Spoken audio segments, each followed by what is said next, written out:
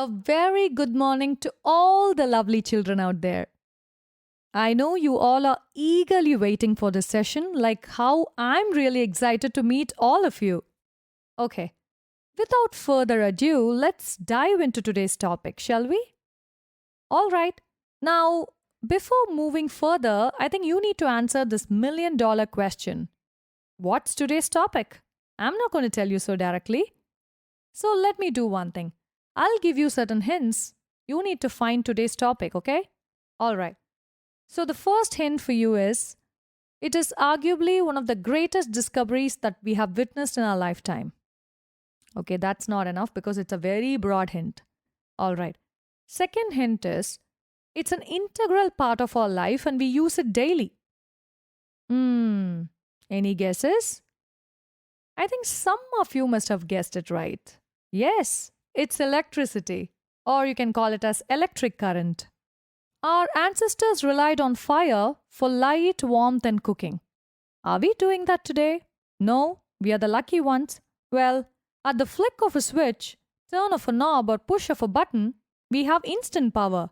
All this is possible because of one thing: electric current. Do you know what is current? Well, electric current is a rate of flow of electrons in a conductor. Very simple. Here you need to highlight these words: flow of electrons. The SI unit of electric current is ampere. Now, before moving further, we need to understand more about electrons.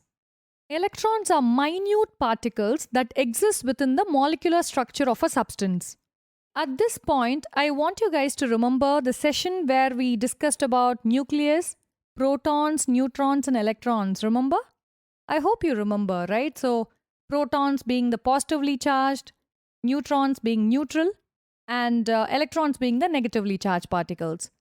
I hope you remember, right? Okay.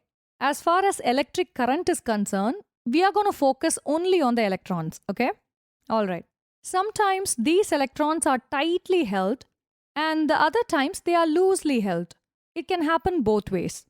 When electrons are loosely held by the nucleus, they are able to travel freely within the limits of the body. Electrons are negatively charged particles, hence when they move, a number of charges moves, and we call this movement of electrons as electric current. Now, please note one very important point here. Some materials allow current to move better than others. So, based on this ability of materials to conduct electricity, materials are classified into two main types: conductors and insulators.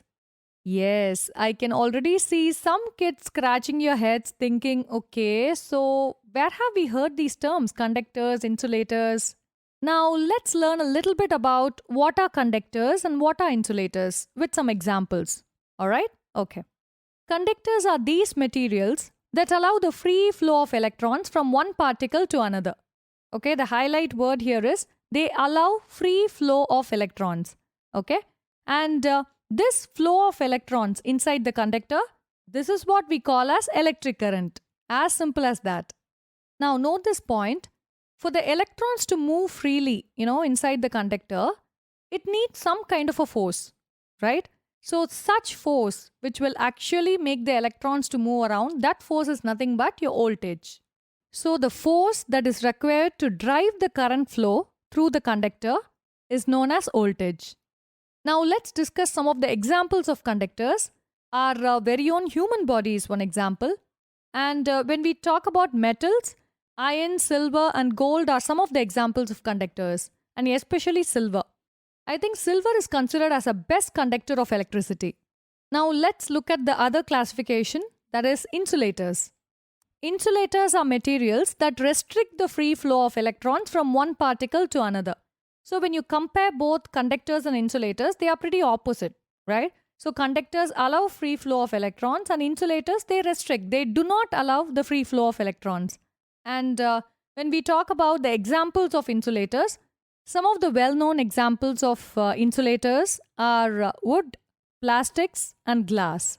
Okay, children, I'm going to stop right here because I don't want to overwhelm you with loads of information.